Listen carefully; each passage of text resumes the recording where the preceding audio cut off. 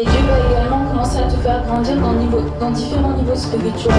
On va dire que tu dois toujours être bouillant pour Dieu, parce que il y a une chose que le diable attendra toujours, c'est que tu te refroidisses. Dans cette alliance avec Dieu, de toujours rechercher sa présence, rappeler le sacrifice de Jésus à la croix, parce qu'il n'est pas mort pour rien.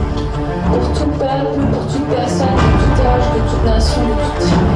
Allumer un feu ou pas vivre où tu cherches la présence de Dieu. Les multitudes ne pourront te traverser pas, mais la présence de Dieu va faire de toi l'homme, la femme le plus heureux de la terre. Baptise le Saint-Esprit de feu. Baptise le Saint-Esprit de feu. Baptise, baptise, baptise, baptise, baptise, baptise. Plus haut. Le monde est plus haut avec toi. Nous avons besoin de toi. Besoin de toi. Esprit de Dieu. Au Saint-Esprit. Au Saint-Esprit. Au Saint-Esprit.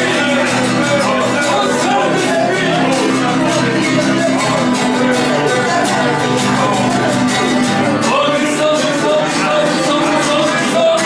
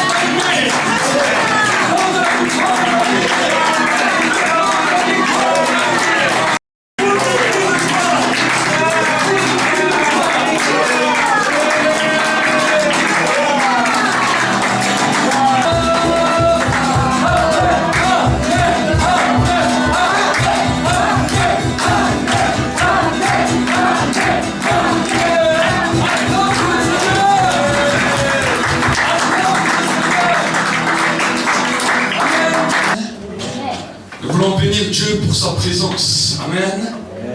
La Bible nous dit qu'au ciel, il y aura de la joie. Nous serons éternellement dans la présence de Dieu. Amen. Amen. Le péché qui t'avait dominé jusqu'à aujourd'hui doit fuir à partir d'aujourd'hui. Amen. Amen. Ceux qui avaient détruit ta vie jusqu'à aujourd'hui. J'aimerais te dire que j'ai entendu dans le monde spirituel un cri dans lequel Dieu veut te donner la victoire. Amen. Amen. Amen. Aujourd'hui sera le le jour de ta victoire. Aujourd'hui sera le jour où l'ennemi arrêtera de te ridiculiser, arrêtera de te détruire, et nous entrerons ensemble, tous ensemble, dans la victoire. Amen. Amen. Alors nous bénissons Dieu pour le temps que vous avez pu passer vendredi. Amen. Vendredi, vous avez passé un bon temps. J'ai entendu de 8h le soir jusqu'à 6h le matin. Vous avez prié. 6h30. 6h30 du matin. Amen. Donc vraiment, l'équipe de Sentinelle de la nuit, c'est bien. Je vous encourage. Tous ceux qui n'y étaient pas, vous avez loupé quelque chose. Mais je vous donne une bonne nouvelle. Vous pourrez rééditer ça le 9 avril à partir de quelle heure? Quand le confinement il est encore à 6h, donc il doit pouvoir Ah à 6h. À 6h. Maintenant, Non, 19h, non, c'est 19h, le confinement est 19h. 19h, donc c'est à partir de 19h. Donc à partir de 19h, chez notre frère Bertrand, vous pourrez lui demander l'adresse si vous ne connaissez pas l'adresse. Et vous aurez la joie de passer toute la nuit dans le temps de la prière. Je pense que c'est vendredi 9 avril. Le vendredi, oui. Voilà, vendredi 9 avril. Alors tous ceux qui habitez en Alsace, si vous voulez, alors je vous donnerai son contact. Vous pourrez tous le rejoindre. Il a de la place. Vous pouvez tous vous passer chez lui. Amen. Et nous voulons vraiment bénir Dieu. Si vous êtes trop loin, ceux qui nous suivent par internet, ceux qui si vous êtes trop loin. Du cake et du café. Amen. Amen. Comme ça, vous pourrez bien prendre le petit déjeuner ensemble. Vous pourrez les garder toute la nuit, ça vous restera réveillé. Amen. Donc, le 9 avril à partir de 19h. Amen. Et je crois que je vais peut-être même créer un groupe Facebook, non, un groupe WhatsApp privé que je te donnerai l'administration où il vous donnera directement les informations. Amen. Amen. Donc vraiment, nous voulons vraiment bénir Dieu pour sa grâce, pour sa présence, pour tout ce qu'il fait. Amen. Amen. Donc, nous allons continuer ensemble. Est-ce que vous êtes dans la joie ce matin? Amen. Amen. Amen. Aujourd'hui est un jour de victoire. Aujourd'hui est un jour extraordinaire. Nous sommes dimanche. Et le dimanche est toujours une joie parce que nous voulons célébrer la mort et la résurrection de Jésus-Christ. Amen. Jésus n'est pas mort, n'est pas ressuscité un mardi, il n'est pas ressuscité un lundi, il n'est pas ressuscité un mercredi, il n'est pas ressuscité un jeudi, ni un vendredi, ni un samedi. La Bible nous dit qu'il est ressuscité le premier jour de la semaine qui est le lundi. Non, qui est le dimanche. Excusez-moi. Amen. Amen. Le dimanche est le premier jour de la semaine pour les Juifs. Ici, dans notre société, le dimanche pour nous est un jour du week-end, mais il a été un jour du week-end parce que Jésus est ressuscité un dimanche. Amen. Amen. Et vu que la France avait eu des valeurs chrétiennes pendant tout un temps, même si aujourd'hui il les refuse, c'est à cause de cela qu'aujourd'hui nous pouvons avoir le week-end et le jour férié le dimanche, ce qu'on appelle le dimanche, le jour du Seigneur. Amen. Amen. Et c'est dans ce jour que nous voulons nous réjouir ensemble, célébrer le jour de la résurrection. Et si peut-être cette semaine tu avais été touché par la mort, peut-être cette semaine tu avais été touché par le découragement, peut-être cette semaine tu avais été touché par le désespoir, peut-être cette semaine tu avais été touché par le péché, peut-être cette semaine tu avais été meurtri par quelque chose de spécial qui avait détruit ta vie, j'aimerais te dire quelque chose de spécial. Tout le monde croyait que Jésus, tout était fini. Le vendredi, il a été mort. Le samedi, c'était un jour de deuil. Un jour où le peuple juif commençait à pratiquer le Shabbat, mais tous les disciples de Jésus étaient dans le deuil. Tous les disciples de Jésus pensaient que c'était fini. Tous les disciples de Jésus pensaient que c'était terminé. Mais j'aimerais te dire qu'ils avaient oublié que le dimanche allait arriver. Ils avaient oublié que le dimanche allait arriver. Ils avaient oublié que quand Dieu fait quelque chose, il attend toujours le commencement. Il a créé le ciel et la terre en 7 jours. Amen. En 7 jours. Le 7e jour, il s'est reposé. Mais le 8e jour était le jour du recommencement. Dis avec moi, recommencement. Recommencement. Si tu as échoué cette semaine, si tu as échoué ce mois, si tu as échoué peut-être le début de cette année, j'aimerais te dire aujourd'hui, un temps de recommencement. Amen. Amen. Amen. Et j'aimerais te dire encore une meilleure nouvelle que cela. Parce que souvent les gens disent, oui, mais j'ai commencé le mois de janvier, j'avais pris des bonnes résolutions, et pourtant là on est au mois de mars, et voilà que déjà toutes mes bonnes résolutions sont déjà tombées. J'aimerais te dire quelque chose. L'année n'est pas finie, l'année va bientôt commencer. Amen. Pourquoi? Parce que pour le peuple juif, le commencement de l'année n'est pas le mois de janvier, mais pour le peuple juif, le commencement de l'année c'est la Pâque. Amen. Amen. Le commencement de l'année c'est la Pâque. Donc sommes en train d'arriver vers la fin de notre année. C'est l'année de la Pâque qui annoncera la nouvelle année pour toi. Amen. Donc si tu n'as pas encore vu toutes les choses être mises en place, c'est normal. Nous sommes à la fin de l'année. Attends maintenant le décollage parce que Pâques arrive bientôt. Pâques arrive bientôt. C'est maintenant dans cette année-là que tu mets les starting blocks en place et maintenant tu es prêt à foncer, tu es prêt à courir, tu es prêt à te lancer sur la piste du monde de l'esprit pour arriver plus près de Dieu. Amen. Amen. Nous sommes dans une piste.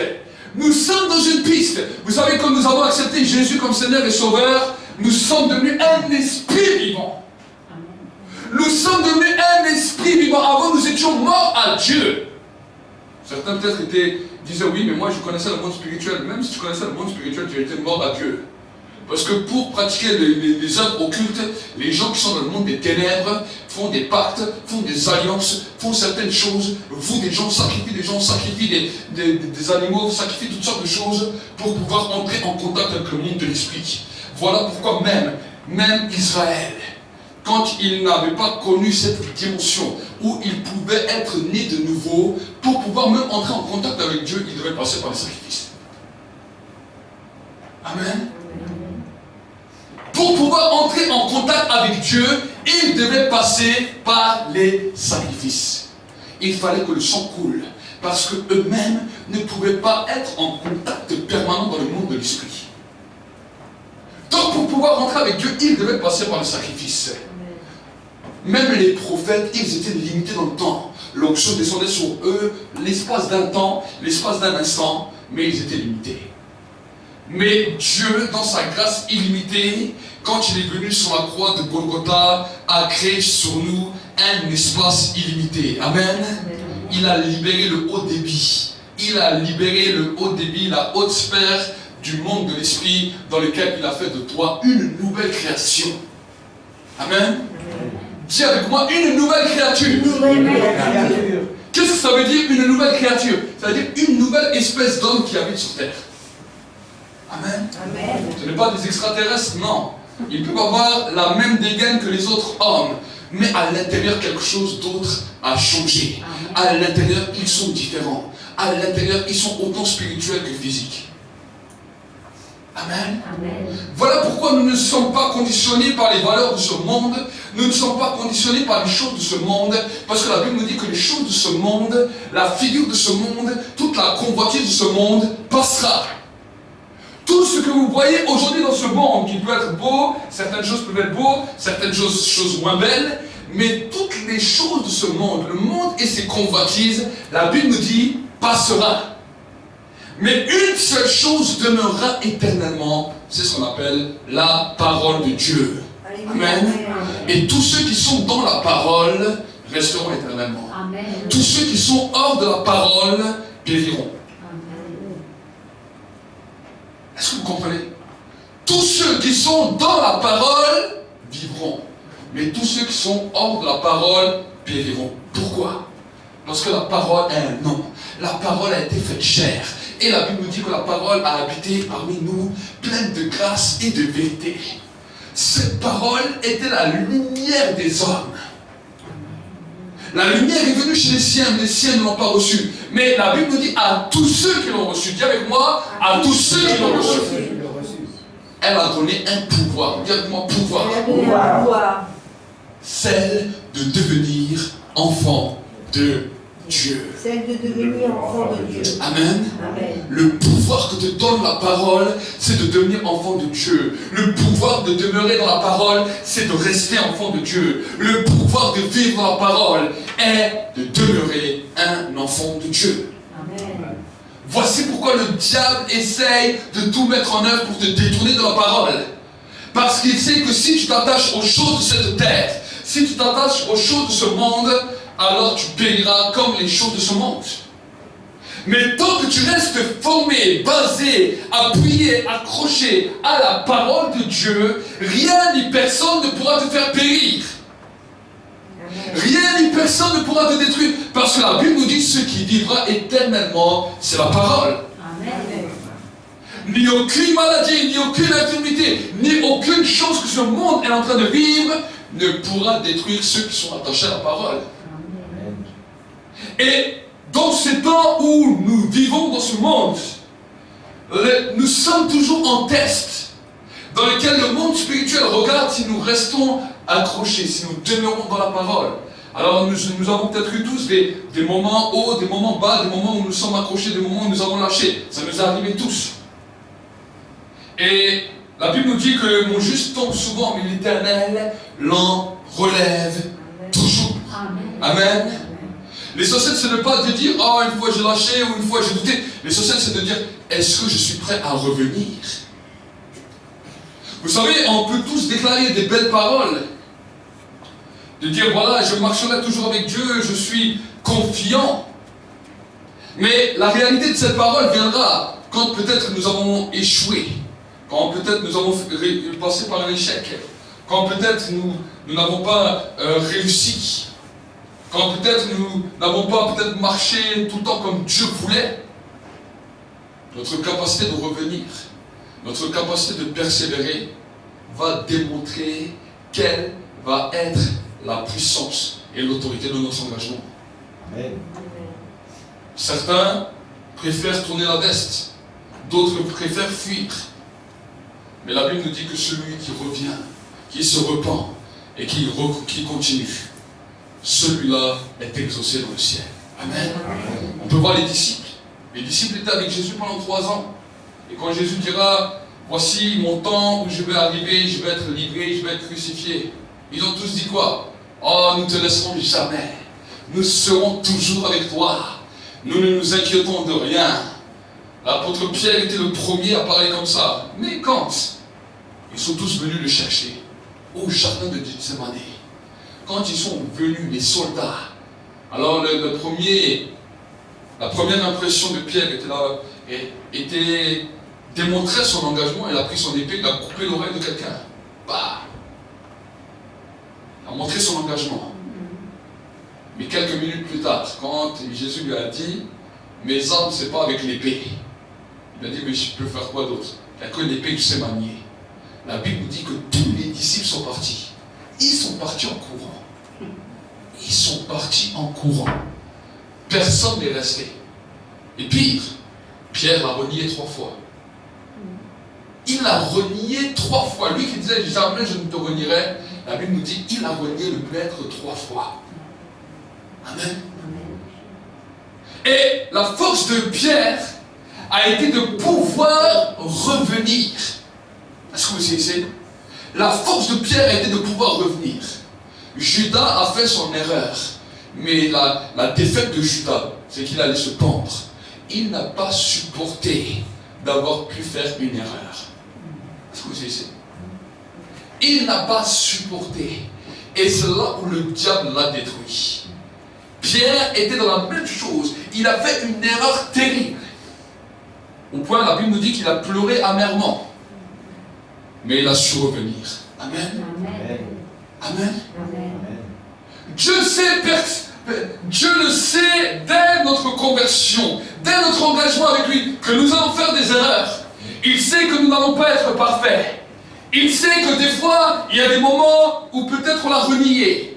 Il y a des moments où on l'a peut-être rejeté. Il y a des moments où on s'est peut-être écarté de lui. Il y a des moments où on est peut-être tombé dans le péché. Il y a des moments où on était désespéré et on a regardé à autre quelqu'un que lui. Il le savait. Il le savait. Mais maintenant, ce qu'il regarde, ce n'est pas l'erreur que tu vas faire ou l'erreur que tu as faite, c'est comment tu vas rebondir. Amen. Amen. Amen. C'est comment tu vas rebondir. Chaque erreur, chaque passage de notre vie va nous fortifier si on sait comment revenir. Amen. Amen. Amen. Chaque erreur de notre vie, de notre passage sur terre, va nous apprendre à rebondir. Et c'est dans ce rebondissement qu'on va devenir plus fort. Amen. Amen. Amen. C'est ce rebondissement qui va faire de nous des êtres qui sont fortifiés. Regardez un enfant. Un enfant, il commence à marcher. Alors, l'enfant au début tombe. Si l'enfant, quand il tombe, ne se relève plus et ne veut plus marcher, l'enfant ne marchera jamais. Mais il a vu qu'il est tombé de cette manière.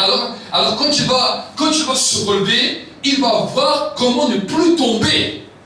C'est pour cela que le 3/4 des adultes, quand ils marchent, vous ne voyez pas, vous pouvez marcher dans la rue, vous pouvez voir des milliers d'adultes qui marchent, vous ne voyez pas toutes les 2 minutes en train de tomber. Ce sont les enfants. À moins que des fois certains perdent l'équilibre ou quoi, mais vous ne les voyez pas tomber à tous les 2 minutes, tu vois quelqu'un qui tombe. Non! Ils apprennent à marcher enfant et ils se fortifient. Dans leurs erreurs maintenant, quand ils marchent, ils sont quoi? Ils marchent. Vous pouvez aller en montagne, vous pouvez aller partout, vous voyez des gens qui marchent, ils montent les montagnes, ils descendent dans les vallées, ils marchent, vous ne les voyez pas tous tomber. Et pourtant, tous ces hommes sont tombés un jour. C'est vrai, c'est pas vrai. Tous ces hommes que vous voyez marcher sont tombés un jour. Mais leur capacité à marcher aujourd'hui, c'est qu'ils ont su se relever et ils ont su continuer. Amen. Amen. Vous et moi, nous sommes dans la même capacité. Nous sommes tous tombés un jour. Mais notre force, notre persévérance, ce n'est pas le fait que nous ne sommes jamais tombés, c'est de pouvoir se relever et de pouvoir persévérer. Amen. Amen. Amen. Et j'aimerais donner un encouragement à quelqu'un ce matin, pour que dans ta vie, tu ne puisses plus être dans l'abattement, plus être dans le découragement, mais que tu commences à marcher. Et que tu puisses des fois peut-être analyser, oui, mais je suis tombé peut-être à cause de cela, que tu puisses voir qu'est-ce qui t'a fait tomber, et maintenant faire quelque chose pour ne plus tomber. Amen. Amen. Amen. Savoir rebondir, et ça va faire. Parce que vous savez, c'est là où des fois le diable nous attend. Des fois, nous donnons des bonnes déclarations devant Dieu. Seigneur, je ne te laisserai jamais. Seigneur, je serai toujours vaillant. Seigneur, on fait des belles des fois déclarations. Et tant qu'on est fort, tant qu'il n'y a rien qui nous a ébranlé, tant qu'il n'y a rien qui nous a touché, nous sommes là forts à donner des déclarations. Mais le diable attend seulement qu'il y a une petite situation. Quand il y a la situation, il te dit, mais tu avais dit ça, regarde maintenant comment tu es. Il vient t'accuser, il vient t'accabler pour ne jamais que tu puisses rebondir, pour que ne jamais tu ne puisses te relever et pour te détruire en tout jamais. Ça, c'est son plan. Et beaucoup d'hommes, beaucoup de femmes sont restés dans cette position et n'ont jamais pu revenir parce qu'ils n'avaient pas la compréhension des choses, comment rebondir, comment se relever et comment se tenir ferme. Amen. Amen. Amen. Amen. Beaucoup de personnes, des fois, me contactent et me disent, mais comment est-ce que je peux revenir? La porte du ciel est toujours ouverte. Tant que Jésus n'est pas revenu sur la terre, la porte du ciel est ouverte. Amen. Amen. Mais la Bible nous dit, dehors les lâches. Qu'est-ce que c'est un lâche? Un lâche est une personne qui refuse de pouvoir se relever et de pouvoir rebondir. Amen. Nous ne voulons pas être des lâches ce matin, mais nous voulons être des hommes et des femmes qui savons rebondir. Amen. Amen. Amen. Amen. Nous avons fait des erreurs, nous avons peut-être péché, peu importe les choses que nous avons pu faire. Et j'aimerais te dire aujourd'hui, l'essentiel c'est de ne pas focaliser sur ça. Rebondir. Dis avec moi, rebondir. Rebondir. Amen. Amen. Nous devons nous relever, rebondir, nous détourner. Peut-être à un moment donné, nous marchons dans les ténèbres. Qu'est-ce que cela veut dire, marcher dans les ténèbres? Marcher dans les ténèbres est tourner dos à la lumière. Est-ce que vous savez? Et chaque fois que nous marchons dans les ténèbres, la lumière est là. Mais nous marchons dans le noir. Pourquoi? Parce que la lumière est derrière nous. Mais quand nous nous tournons à la lumière, la Bible nous dit que nous nous tournons des puissances de Satan à la puissance de Dieu. Amen. Nous nous tournons de l'incrédulité, du doute, vers la foi. Amen. Amen. Amen. La foi doit être ton espérance. La foi doit être sur quoi tu dois être ancré. Souvent les gens se posent la question, mais qu'est-ce que la foi? La Bible nous dira la chose suivante dans le livre de Hébreux, chapitre 11. Or, la foi est une ferme assurance des choses qu'on espère et une démonstration de celles qu'on ne voit pas. Amen. chaque fois que l'espoir d'un homme a été détruit, chaque fois que l'espoir d'un homme a été brisé, chaque fois que l'espoir d'un homme a été anéanti, la foi de l'homme a été touchée. Amen. Amen. Souvent nous ne comprenons pas comment nous avons perdu la foi. Toi qui peut-être étais rempli d'assurance hier, toi qui peut-être marchais dans une assurance que personne ne pouvait ébranler, à un moment donné, c'est comme si cela s'est envolé. Pourquoi? Parce que le diable a touché à ton espérance. Diable comment espérance? Voilà pourquoi l'apôtre Paul nous dira la chose suivante. Maintenant, 3 choses demeurent. La foi, l'espérance et l'amour. Amen. Amen. Pourquoi il nous parle de ces 3 choses-là? Parce que la foi et l'espérance sont des choses liées. La foi sans espérance enlèvera dans la vie d'un homme tout amour. Qu'est-ce que c'est l'amour? L'amour est la capacité que nous avons pour pouvoir nous approcher de Dieu. Amen. Et sans cet amour, il n'y a pas de point de contact. Parce que le point de contact entre un père et son enfant, entre un père, une fille et son fils, entre un père et sa fille, c'est la dimension de l'amour. Amen. Amen. Mais dans le monde spirituel, dès que l'amour est brisé, c'est que d'abord, avant que l'amour a été brisé, c'est que quelque chose s'est passé. La Bible nous dit quand le Fils de l'homme reviendra sur la terre, trouvera-t-il la foi? Il n'a pas dit trouvera-t-il des chrétiens, il n'a pas dit trouvera-t-il des églises, il n'a pas dit trouvera-t-il des rassemblements, il a dit trouvera-t-il la foi? Et la Bible nous dit la chose suivante, en raison des progrès de l'iniquité. Iniquité qui veut dire péché.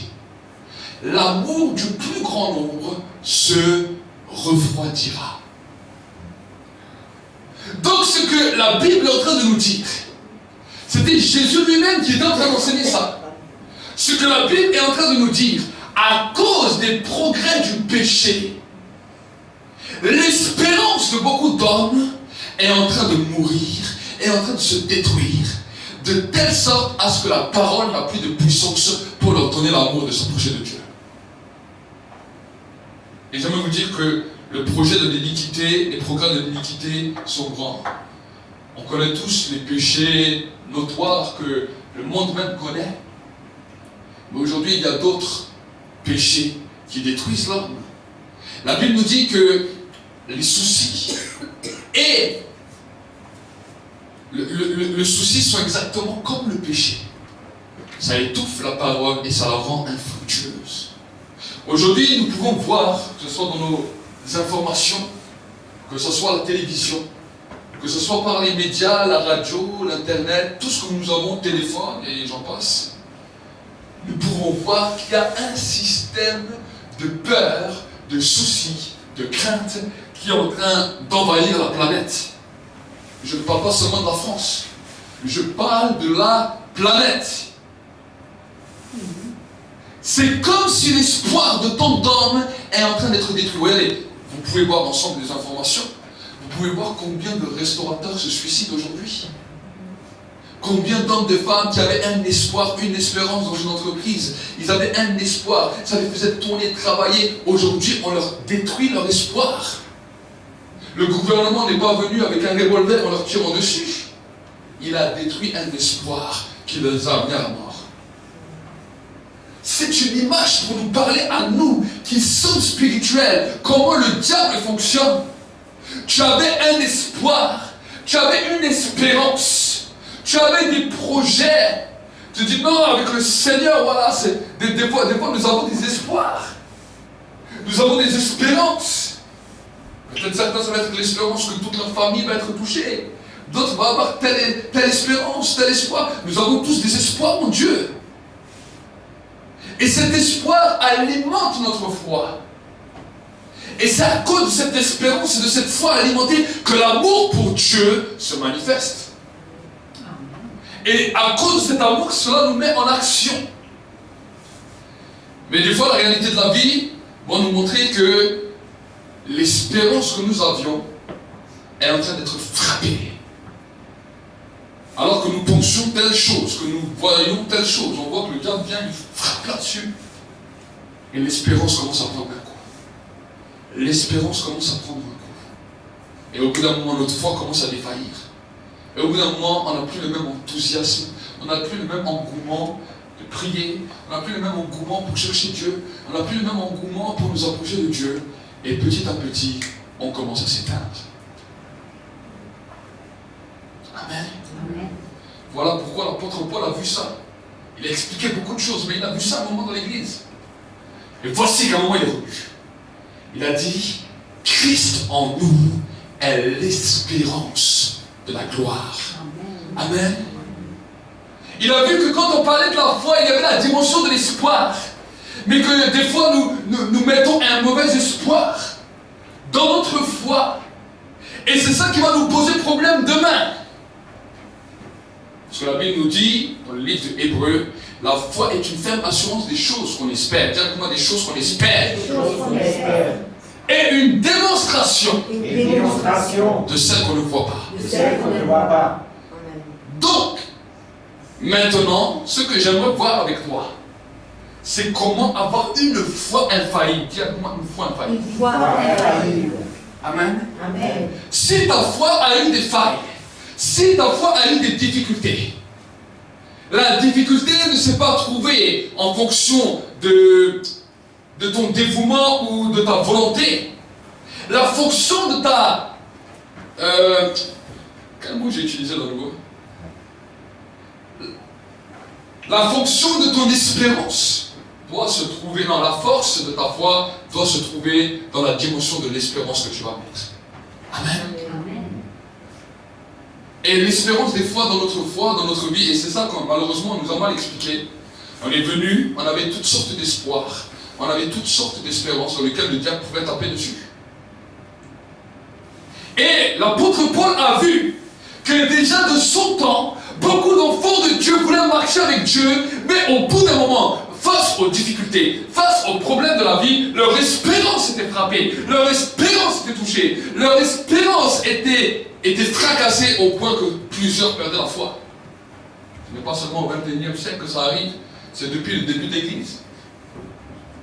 Voilà pourquoi l'apôtre Paul, quand il va ensuite nous parler de l'espérance, il enseignera à l'Église que l'espérance doit se trouver en Christ. Parce que la Bible nous dit, Christ en nous est l'espérance de la gloire à venir.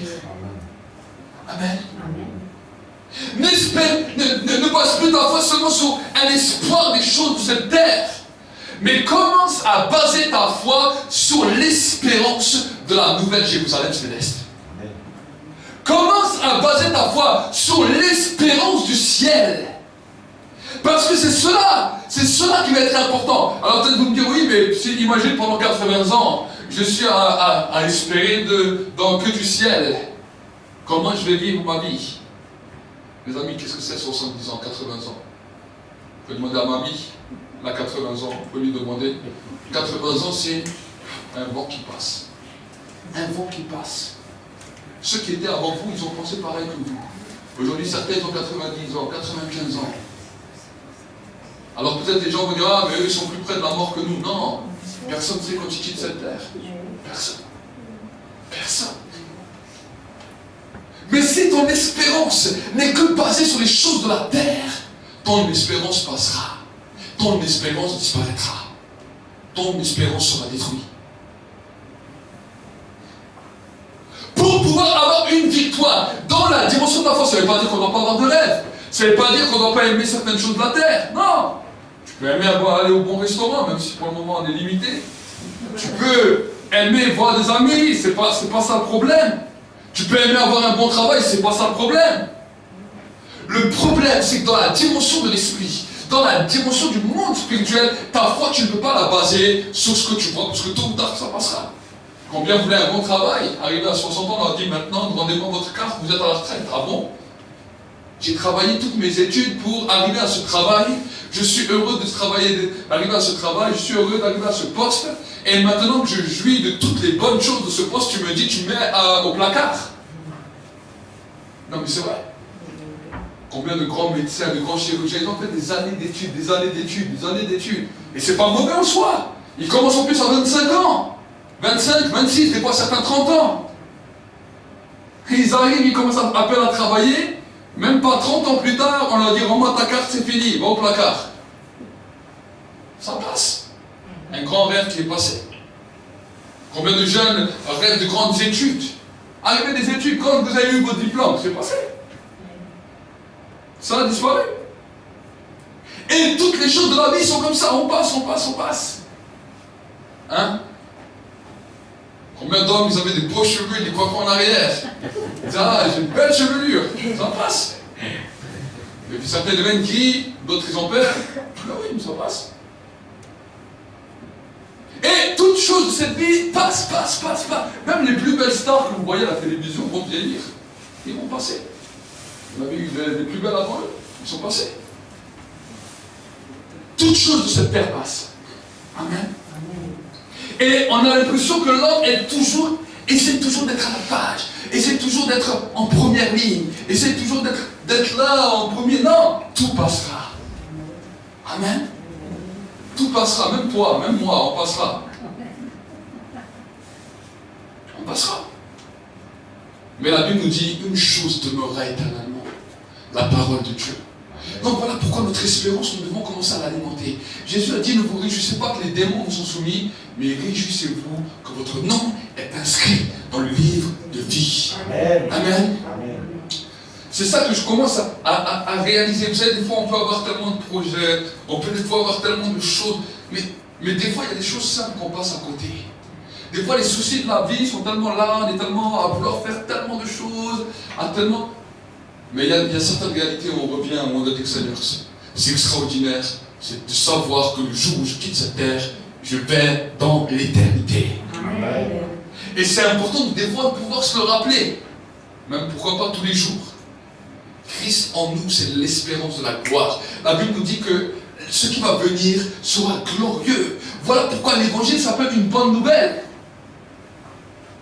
L'évangile ne s'appelle pas simplement une mauvaise nouvelle. L'évangile vient du vieil anglais qui veut dire gospel, qui veut dire en français bonne nouvelle. Amen. C'est une bonne nouvelle que nous annonçons. La repentance est une bonne nouvelle. Pourquoi la repentance est une bonne nouvelle? Parce que le royaume qui vient a des lois dans lesquelles nous devons nous conformer. Chaque étranger qui arrive dans une terre où il veut résider doit demander quelles sont les conformités par rapport à ce pays, par rapport à cette nation, pour pouvoir s'intégrer et pour pouvoir vivre. Nous avons été étrangers du ciel à cause du péché. Nous avons été étrangers du ciel à cause de la désobéissance du premier homme. Et quand Jésus est arrivé sur la terre avec Jean-Baptiste, ils ont commencé à annoncer qu'un royaume allait venir sur la terre. Voici même la première prédication de Jésus. Repentez-vous, car le royaume du ciel est proche. Un royaume que vous ne connaissez pas, un royaume qui a d'autres lois, un royaume qui a des lois différentes de cette terre, arrive sur la terre. Et si des fois nous nous conformons, si nous ne nous conformons pas à la dimension de ce royaume, nous serons exclus de ce royaume. C'est ça que cela voulait dire. Et c'est cela l'annonce de l'évangile. C'est cela ce qu'on appelle le recrutement, le grand recrutement. L'annonce de l'évangile est simplement un recrutement. Nous allons proposer un royaume meilleur que celui qui est sur la terre. Un royaume plus grand, un royaume plus glorieux. Un royaume dans lequel Dieu est lui-même le sage architecte. Nous faisons ce recrutement aux hommes et aux femmes qu'ils ne connaissent pas. Peut-être certains vont dire non, ça ne m'intéresse pas. Alors dis-lui, si ça t'intéresse de continuer à souffrir dans cette vie, reste dans ta souffrance. Ça peut peut-être choquer cette manière de parler. Et peut-être la personne lui dit, mais comment tu me parles? C'est bizarre. Je dis, mais oui, tu refuses d'appartenir à un royaume où la souffrance n'existera plus. Alors, qu'est-ce que je peux te dire? Je ne peux pas te plaindre. Amen. Souvent, nous présentons l'évangile d'une manière un petit peu bizarre et les gens voient l'évangile de manière bizarre. Expliquez-leur les choses. Il y a un royaume qui vient dans lequel la souffrance ne sera plus. On ne te dit pas que le jour où tu te convertis, dans ta vie, tu n'auras plus de moments difficiles, tu n'auras plus de souffrance. Ce n'est pas ça que je dis. J'ai dit le royaume qui vient, le royaume pour lequel on se prépare, le royaume auquel on va appartenir. Il n'y a aucune souffrance. Il n'y aura pas de test PCR pour arriver au ciel. Ça, c'est bien. Il n'y aura aucun test pour arriver au ciel. La seule chose que Dieu te demandera, est-ce que tu es inscrit sur le registre, ce qu'on appelle le livre de vie. Quiconque ne fut pas trouvé inscrit dans le livre de vie sera jeté dans l'étang de feu, là où il y a des pleurs et là où il y a des grincements de dents. Quiconque. On ne te demande pas combien tu avais d'argent sur ton compte en banque. On ne te demande pas quelle voiture tu avais. On ne te demande pas quelle était ta position, si tu étais président ou si tu étais clochard. On ne te demande pas ça au ciel. On te demande une chose. Est-ce que ton nom est inscrit sur le registre? Il y aura un hôtesse d'accueil qui sera là, un ange. Il sera là, comment vous appelez-vous, monsieur? Avec un beau costume. Il aura une main comme ça. Comment vous appelez-vous, monsieur? Comment vous appelez-vous, madame? Et il dit, ok, je regarde si vous êtes là. Il y a plusieurs tables qui sont là. Il y a plusieurs places. Si ton nom est inscrit, ouvrez le portail, entre moi un fidèle serviteur. Si le nom n'est pas écrit, tu pourras lui dire, mais regarde, tu t'es peut-être trompé, regarde bien. Il y a peut-être des gens qui vont être là, ils vont se négocier. Merde, mais regarde. Non, je vais regarder. Je ne trouve pas ton nom. Comment je ne trouve pas mon nom? C'est l'accès pour le ciel. Amen. La Bible nous dit que la nouvelle Jérusalem est déjà prête. Est déjà prête. Il y a une porte de perles. C'est une cité glorieuse. Avec des rues en or. Même pas Dubaï est comme ça. Même pas Dubaï est comme ça. Pourtant Dubaï c'est là où il y a tous les investisseurs, tous les gens qui vont là-bas. Il y a des rues en or. Des Rolls-Royce en or à tous les coins de rue. Des maisons avec des briques d'or. C'est pas seulement le robinet comme dans les jets privés. C'est la maison tout entière. En or, en argent, en diamant, tout ce que tu veux. Pour se déplacer, tu n'as pas besoin d'être fatigué. Tu veux aller à un endroit, tac, tout d'un coup tu y es. Je vais rendre visite à mon frère Rémi. Au moment où je dis ça, je me retrouve chez lui. Un endroit où tu ne seras plus jamais fatigué. Où il n'y aura pas de lit. Dans ta maison, il n'y aura pas de lit. Tu ne dormiras plus. Éternellement, tu seras comme ça. Enfin, on ira, on adorera le Seigneur.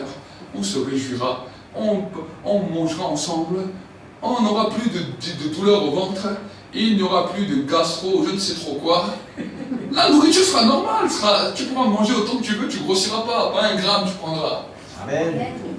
Amen. Amen. Plus besoin de régime. Tu seras toujours jeune. Ouais. Amen. Ça, c'est le royaume dans lequel on va aller. C'est le royaume dans lequel on va aller. Tu n'auras plus besoin d'ophtalmo, tu n'auras plus besoin de docteur, tu n'auras plus besoin de carte de sécurité sociale. Tout ça sera fini. C'est la joie. Amen. Plus de pleurs, plus de tristesse. Ça, c'est le royaume dans lequel on va aller. Mais pourquoi je vous explique ça? Des fois, on dit, mais là, il nous explique ça vraiment. Hein. Mais je vous explique pour vous expliquer là où on va.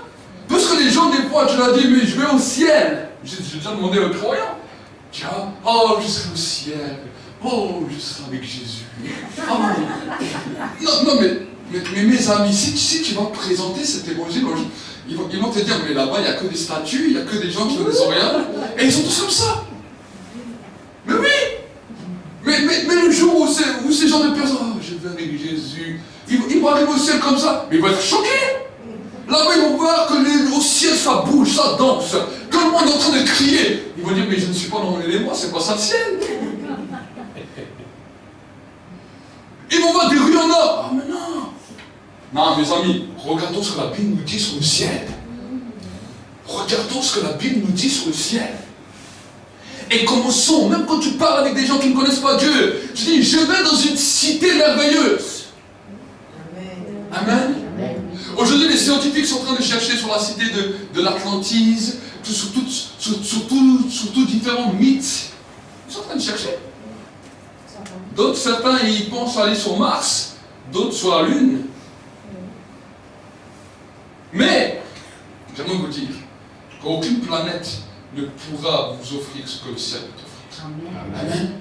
Aucune planète, même si les planètes peuvent être merveilleuses, même peut-être demain ils vont trouver une planète extraordinaire où il y a de l'herbe, où il y a tout, ils vont dire non, on va trouver une lune, on va trouver un truc où on va tous y aller. Enfin, tous, quand ils disent tous, c'est ceux qui ont de l'argent. Ceux qui n'ont pas d'argent doivent rester sur terre, eux ils vont partir. Mais laisse-les partir. Nous, on a une fusée extraordinaire qui va venir. C'est la fusée de l'esprit. La fusée de l'enlèvement. Quand cette fusée va venir, nous allons tous partir dans un lieu Amen. La fusée de l'esprit va nous amener. La Bible nous dit au son de l'archange. À la voix de la dernière trompette. En un instant, en un clin d'œil. Vous êtes ceux qui partent pour l'enlèvement. Ceux qui partent pour l'enlèvement vont jouir de ce qu'on appelle le repas des noces. Amen. Amen. Et le salut sur la terre ne sera que réservé au peuple juif. Nous sommes encore dans le temps de la grâce. Moi, je ne suis pas juif. Peut-être qu'il y a des juifs ici, je ne sais pas. Mais je ne pense pas que tu es juif. Si tu n'es pas juif, c'est important pour toi de partir directement au premier enlèvement. Et si tu es juif, c'est aussi important pour toi de partir. Parce que ceux qui resteront, certains vont être sauvés quand ils vont reconnaître celui qu'ils ont percé, mais vraiment avec beaucoup de souffrance, avec beaucoup de peine, avec beaucoup de pleurs, avec des grands cris et des grandes larmes, peut-être même jusqu'au sang. C'est comme ça qu'ils vont être sauvés, juste le peuple juif. Parce que la terre ne fera plus de cadeaux. Aujourd'hui, même s'il peut y avoir de la méchanceté sur la terre, vous allez voir qu'il y a quand même toujours une justice qui vient quand même équilibrer. C'est pas tout le monde qui est martyrisé, qui est tabassé. Non. Il y a quand même, dans beaucoup d'endroits du monde, les gens peuvent quand même vivre normalement. Et ça, j'aimerais vous dire que c'est à cause du Saint-Esprit et à cause de l'Église qui est actuellement sur terre. C'est ça qui régit encore les choses sur la terre.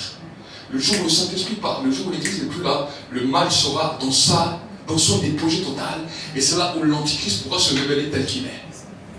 Jusqu'à aujourd'hui, il est retenu.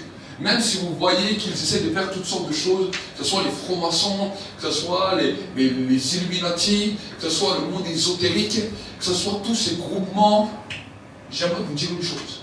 Pour le moment, ils sont retenus à cause de nous. Amen. Merci Seigneur. Amen.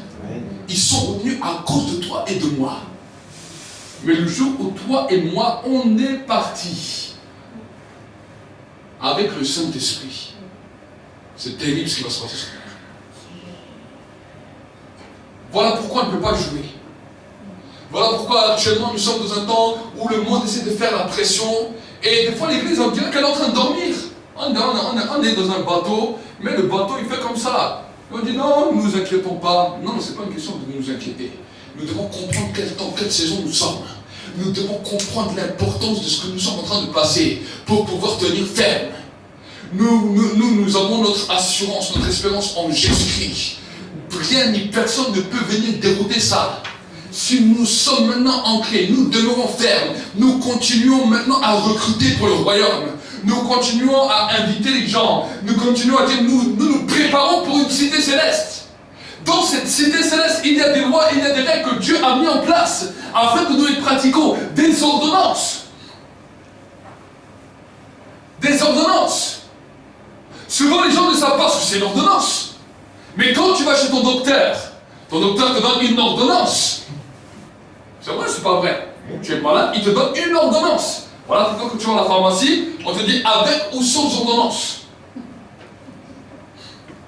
Dieu te donne une ordonnance. Voilà pourquoi des fois ceux qui me téléphonent sont étonnés. J'ai dit, ok, prends ton stylo, prends un papier, je vais te donner une ordonnance. Ah bon? Bien sûr. La Bible nous dit que Dieu nous donne ces ordonnances afin que nous les pratiquions et que nous vivions par elles. Amen. l'ordonnance de ta réussite, l'ordonnance de ta guérison, l'ordonnance de ton miracle, l'ordonnance de ta destinée dans ta vie va être basée sur Christ et non ce que les hommes disent. La médecine peut te condamner, les docteurs peuvent te condamner, les gouvernements peuvent te condamner, les hommes peuvent te condamner. Mais si l'ordonnance de Dieu déclare une autre chose et que tu mets en pratique, tu vivras par elle. Amen. Tu vivras par elle. Mais vu que des fois nous sommes tellement limités, la limitation que l'ennemi a voulu mettre dans nos vies nous a des fois bloqués dans les raisonnements, dans les retranchements. Certains croient même que le ciel ne sera pas joyeux. Certains croient même que le ciel sera triste. Ah, mais s'il n'y aura que moi au ciel, qu'est-ce que je vais faire? Certains disent non, mais les gens que j'aime ne seront pas avec moi, qu'est-ce que je vais faire? Il y a une réalité. Nous devons comprendre la cité que nous avons. Et dans cette cité, nous allons valoriser cette cité. Le problème du croyant, c'est que le croyant ne valorise plus sa cité. Je suis un citoyen d'une cité que tu ne connais pas. Si tu veux venir avec moi, je te donnerai les prescriptions que l'Éternel a déclarées dans sa parole afin que tu puisses entrer. Un homme, un jour, est arrivé chez Jésus. Un vieil homme. Vieil, je ne sais pas, il avait peut-être 60 ans. Il s'appelait Monsieur Nicodème. Et la Bible nous dit, il est venu la nuit. Parce que la journée, il était respecté. C'était un grand théologien, c'était un homme de grande influence, qui avait l'habitude de parler avec les pouvoirs publics, avec toutes sortes de choses. Il passait tous les soirs aux informations, tout le monde le respectait, tout le monde le connaissait. Mais lui, il est venu la nuit chez Jésus. Et quand il parle à Jésus, il lui dit, nous savons que tu es un docteur venu de Dieu. Car personne ne peut faire les miracles que tu fais si Dieu n'est avec lui. Voici ce que Jésus dit. Si un homme ne naît de nouveau, il ne peut entrer dans le royaume du ciel. Nicodème est venu avec des paroles. Il n'est pas venu avec la question. Vous savez, c'est comme ça chez les Juifs. Quand ils veulent venir parler à quelqu'un, il ne va pas venir avec la question qu'il va te poser. Il va te donner un éloge pour arriver à te tirer les verres du nez sans te poser la question. Il n'a pas dit à Jésus, voilà, qu'est-ce que je peux faire pour entrer dans le royaume du ciel? Non! Il lui a dit, nous voyons que ce que tu fais, il n'y a que Dieu qui peut être avec toi pour faire ça. Il lui raconte quelque chose d'autre. Mais Jésus, lui, qui connaît toutes choses, qui sonde des cœurs, lui donne la parole de connaissance. Si un homme ne naît de nouveau, il ne peut entrer dans le royaume du ciel. Voici que directement, il répond à une question qui n'a jamais été posée. Jésus n'écoutait pas les paroles qui sortaient de la bouche de Nicodème. Jésus entendait la parole, la question que le cœur de Nicodème est en train de poser. Amen, pasteur. Amen. Amen. Et Jésus lui dit, si un homme nous naît de nouveau, il ne peut entrer dans le royaume du ciel. Ce grand théologien, écoutez-moi bien, et c'est là où je veux en venir. Ce grand théologien qui connaissait la loi, qui connaissait les Écritures, qui connaissait les écrits sacrés, consacrait tout son temps à se demander comment pouvons-nous entrer dans le royaume de Dieu. Le peuple juif soupire au royaume de Dieu. Le peuple juif soupire à voir le royaume se manifester sur terre. C'est pour cela qu'à cause de cette séduction, de cette mauvaise compréhension des choses, l'Antichrist se présentera devant eux comme un Messie. Parce qu'ils ont la dimension, la soif de connaître la dimension du royaume. Tout le peuple juif cherche cela. Et nous qui sommes enfants de Dieu, qui appartenons au royaume, nous ne comprenons même pas la grâce et la capacité que des grands théologiens cherchent. Et il dit cela à Nicodème. Si un homme naît de nouveau, il ne peut entrer dans le royaume du ciel. Lui qui est intelligent, lui dit, bon, j'ai réfléchi à beaucoup de choses.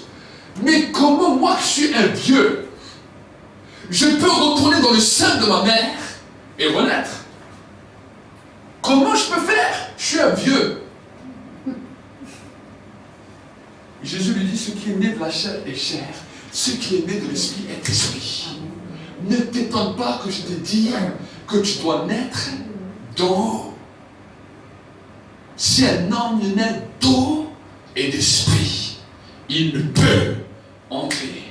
D'abord il dit, si un homme ne naît de nouveau, il ne peut voir. Maintenant il dit, si un homme ne naît d'eau et d'esprit, il ne peut entrer. Voilà pourquoi le baptême, c'est pas simplement... Vous savez, des fois, des gens viennent me voir, me disent, oui, mais moi j'ai senti la présence de Dieu, mais moi j'ai été baptisé catholique, moi j'ai senti la présence de Dieu, mais moi, tu sais, j'ai été baptisé petit. Moi, les gens ils me racontent des bêtises comme ça. La Bible nous dit, si tu nais d'eau et d'esprit, tu ne peux entrer. Peu importe ton expérience, Nicodème a expérimenté, Nicodème a vu ce que Jésus faisait. Nicodème savait que ce que Jésus faisait venait de Dieu, pour nom d'hommes et de femmes. Mais si tu veux pouvoir entrer, tu dois naître d'eau et tu dois naître d'esprit. Et ensuite, pour demeurer, tu dois rester dans l'esprit. Amen. Tu dois rester, demeurer. Et Jésus dira, comment on va les reconnaître? Ils sont comme le vent. On ne sait ni d'où ils viennent, ni où ils vont. Il en est ainsi de quiconque est né de l'esprit. Le diable essaiera. Le diable ne saura pas comment tu te relèves. Il ne saura pas comment tu continues à marcher. Il ne saura pas comment tu continues. Il croyait qu'il t'a mis dans sa cage, mais tu seras toujours dehors de la cage. Amen. Amen. Imaginez, tu mets un lion dans une cage et ce lion arrive toujours à sortir. Les dompteurs ne savent jamais quoi faire. Amen. Amen. Le lion de Juda vit en nous. Amen. Amen. Je vais vous donner des paroles ce matin qui vont vous booster. Quand vous allez sortir de ce lieu déterminé comme jamais. Vous allez sortir de ce lieu embrasé comme jamais. Vous allez sortir de ce lieu en étant des messagers du royaume qui vient. Le royaume de Dieu se manifestera où? Il se manifestera sur terre. Écoute-moi bien. Dieu créera un nouveau ciel, une nouvelle terre sur la terre. Donc tous les gens qui veulent s'attacher aux choses de cette terre diront une bonne nouvelle. C'est bien, mais tu le fais de mauvaise manière. Là, ce que tu vois va être détruit, mais va être reconstruit. Détruisez ce temple et en 3 jours je le rebâtirai. Amen. Amen. J'aimerais te dire, si la terre a été créée en 6 jours, la nouvelle terre sera recréée en 6 jours. Amen. La nouvelle terre sera recréée en 6 jours. Voilà pourquoi la Bible nous dit la chose suivante, que le jour où l'Église partira, il restera 7 ans sur la terre. 7 ans. 3 ans où l'Antichrist fera croire à un bonheur, à une paix, où les gens croiront qu'ils seront en paix, qui vivront, qui jouiront d'une paix éternelle. Mais la Bible nous dit 4 années de malheur terrible se passera, jusqu'à que l'Armageddon viendra, où là ils se retourneront tous contre le peuple juif. Ils en feront mourir plusieurs. Et la Bible nous dit que l'Antichrist s'assiera dans le temple à Jérusalem. Il s'assiera où? Dans le trône de Satan qui est actuellement à Berlin, dans le musée de Pergame. Ils ramèneront la porte de Babylone. Ils uniront toutes les nations à la même cause de l'Antichrist. Et à ce moment-là, quand ces 4 années seront passées, voici qu'ils crieront, le peuple juif criera, il reconnaîtra celui qu'ils ont percé. Et la Bible nous dit, au mont des Oliviers, il y aura la grande bataille finale, qu'on appelle la guerre de l'Armageddon, dans lequel tous ceux qui ont été sauvés, rachetés, ceux qui sont partis pour l'enlèvement, feront la guerre et la bataille. Et ensuite cette terre sera détruite. Détruite. Il y aura le jugement. Un jugement de 1000 ans, qu'on appelle le millénium, dans lequel les démons et toute personne qui était née sur la terre, qui n'a pas pu accéder au royaume, sera jugée. De telle sorte à ce que l'étang de feu sera ouvert à ce moment-là. Et ensuite, la Bible peut dire qu'elle s'arrêtait là. Mais j'aimerais te dire, il y aura une reconstruction de nouvelle terre qui durera 6 jours. Et la plus grande chose, c'est que toi et moi, on peut voir ça. Amen. Amen. La cité de la Nouvelle Jérusalem sera aussi animée, la terre sera reconstruite. Amen. Amen. Et nous régnerons éternellement comme Dieu l'avait créé, comme Dieu l'avait résolu le temps, le jour où Dieu a créé Adam et Ève sur la terre. Cette création subsistera. Cette création subsistera.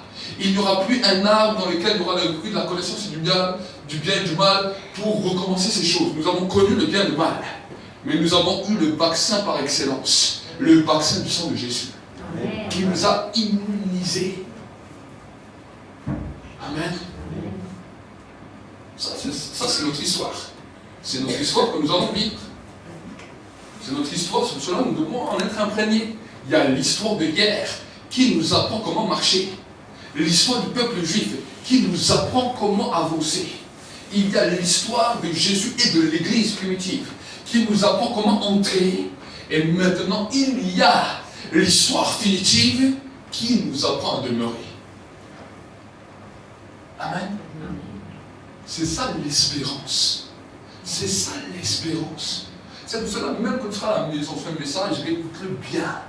Imprègne-toi-en bien. Comprends bien les choses, comme ça tu peux l'expliquer. Amen.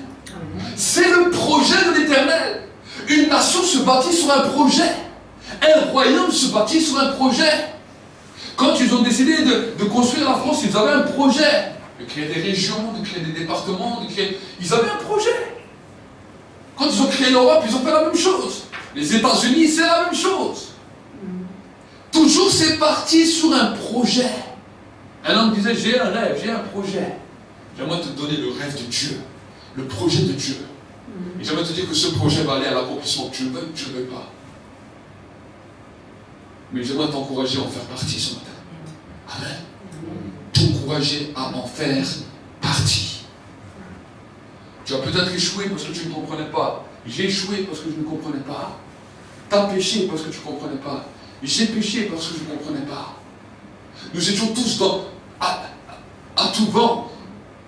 Et peut-être que si on nous aurait assis, peut-être bien expliqué, on aurait peut-être mieux compris. Maintenant, on a essayé de faire notre chose parce qu'on ne comprenait pas. Mais aujourd'hui, Dieu veut t'asseoir pour que tu comprennes.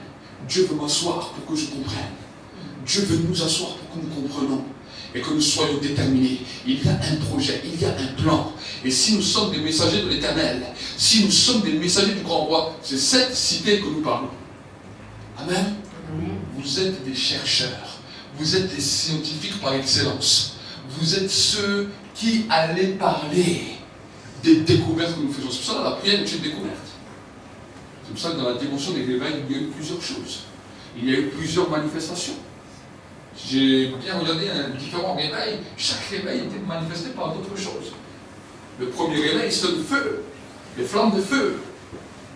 Cela s'est manifesté dans plusieurs autres réveils. Après, il y a eu d'autres choses qui sont venues. Des fois, il y a des nuées qui sont venues, des nuages qui sont manifestés. Les anges qui ont été manifestés. D'autres de l'huile a commencé à couler. D'autres, des fois, pendant certains réveils, il y a eu des bijoux qui sont apparus, de l'or qui est tombé, de la poussière d'or. Toutes sortes de choses qui sont manifestées. Et je vais vous dire que ce n'est pas quelque chose qu'on... Ce n'est pas un mensonge, c'est des choses réelles. Pourquoi? Parce que dans la prière, dans la découverte, il y a la dimension du royaume de Dieu qui est en train de se manifester. Donc Dieu manifeste les choses. Amen. Dieu manifeste les choses. Nous sommes dans un temps où nous sommes bien plus proches du retour de Jésus que nous croyons. Amen. Et j'aimerais vous préparer à cette cité. Il y aura beaucoup de musiciens. Vos oreilles vont vibrer là-bas. Amen. Il y aura des trompettes, des saxos, des tambours, tout ce que vous voulez, des batteries, des guitares. Il n'y en aura pas une, il y en aura des milliers. Et ce sera un son terrible, comme on n'a jamais entendu sur la terre. Des cris de joie comme jamais on a entendu sur la terre. Des danses explosives qui ne fatigueront personne. Amen. Vous n'aurez pas le temps de dormir là-bas, je vous le garantis. Je suis un petit échantillon. Amen. Je suis un petit échantillon.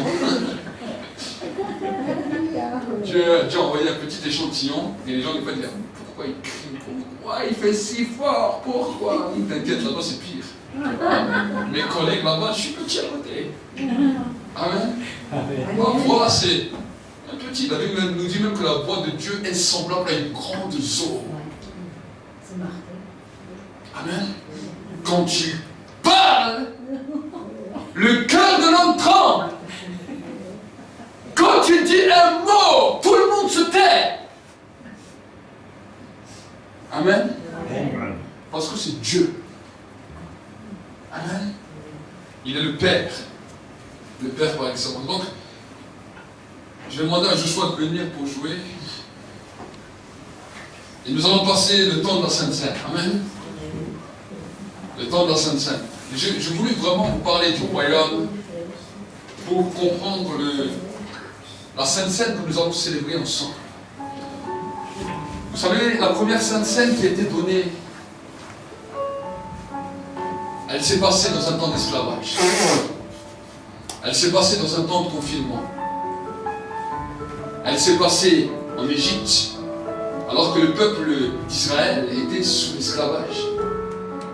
Et le symbole de la Sainte Seine qu'ils allaient passer, alors qu'ils étaient en train de manger l'agneau en famille. Ils avaient une recommandation de l'Éternel de manger l'agneau en famille. Et en fait, la Sainte Seine qu'ils allaient prendre était le symbole de la délivrance. Dieu avait dit, je vais vous amener, il avait parlé à Abraham, et il avait dit, je vais vous amener dans un pays où coule le lait et le miel. Il n'y était pas encore. Ils étaient bien encore en Égypte. Le pharaon n'avait pas encore donné le décret que c'était fini. La première Pâque était terrible parce que tous les premiers-nés de l'Égypte étaient en train de mourir. La mort était en train de frapper. La mort était en train de frapper. Mais le peuple juif avait reçu une recommandation de l'Éternel de rester confiné chez eux, de mettre le sang de l'agneau sur le linteau des maisons et de faire la Pâque ensemble. C'était ça la première Pâque. Et je crois que aujourd'hui nous sommes dans un temps qui ressemble étrangement à ce que le peuple juif avait été en train de vivre. Nous sommes les enfants de Dieu. Nous nous trouvons dans la maison de Dieu, sur le sang de l'agneau. On est en train de nous dire dehors qu'il y a beaucoup de morts, qu'il y a ceci, cela. Mais nous participons à cette Pâque, à cette Sainte Seine, qui est le symbole de notre délivrance de la cité céleste que nous allons voir. Le peuple juif prenait son repas, et en prenant son repas, il se réjouissait. Il n'était pas encore arrivé dans la cité céleste. Il n'était pas arrivé dans le pays où coule le lait et le miel. Mais il se préparait. Il disait, c'est aujourd'hui notre délivrance. C'est aujourd'hui notre temps où le chemin va s'ouvrir pour aller à notre destination. Et chaque année, à partir de cette année, ils ont commencé à faire ça. Ils ont commencé à faire ça. En souvenir, en mémorial. Et quand Jésus est venu, il leur a expliqué ce que c'était réellement le symbole de la Sainte Seine. Ceci est mon corps qui est donné pour vous. Ceci est mon sang qui est donné pour vous, qui est répandu pour plusieurs. Qui est l'annonce de la mort et de la résurrection. Il expliquera et il dira la chose suivante. Toutes les fois que vous réunissez, partagez ce. Le retour de l'époux va arriver. Le temps où le royaume du ciel va s'approcher encore et encore et encore et encore. Il y a un ange qui déclare l'approche de l'Éternel. Il y a un ange qui déclare l'approche de l'Éternel. Il y a un ange qui déclare l'approche de l'Éternel. L'approche du Tout-Puissant. L'approche de celui qu'on appelle El Shaddai. L'approche de celui qu'on appelle Adonai. L'approche de celui qu'on appelle Elohim.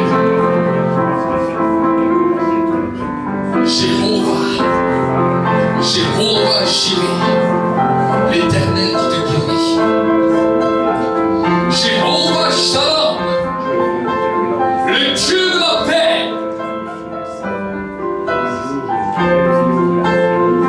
C'est le temps. C'est le temps. Le temps de la paix et le temps du rejetement. De la même manière que Noé avait laissé un temps au peuple, de la même manière, il y a encore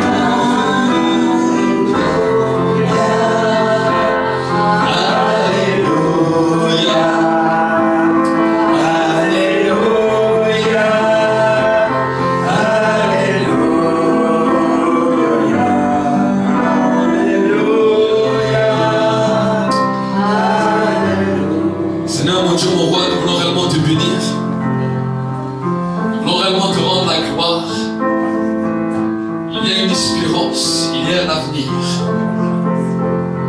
Aujourd'hui, là où peut-être nous avons fauté, peut-être vous aussi derrière vos écrans, vous pouvez faire de la Sainte Seine avec nous. Là où nous avons fauté, là où nous avons péché, là où nous étions égarés. Aujourd'hui, c'est le temps du pardon. Aujourd'hui, c'est le jour du salut. Et aujourd'hui, c'est le jour du recommencement. C'est le jour du recommencement. Nous nous préparons à la cité du ciel. Notre cité n'est pas de ce monde, mais notre cité est la cité du ciel, celle dont Dieu est le fidèle architecte. Merci Seigneur pour ce temps. Je libère maintenant un vent de guérison, un vent de restauration, un vent de reconstruction et un vent de grâce. Au nom de Jésus-Christ, nous avons ainsi dit et prié. Amen et Amen et Amen. Acclame votre Seigneur. Acclame votre Seigneur.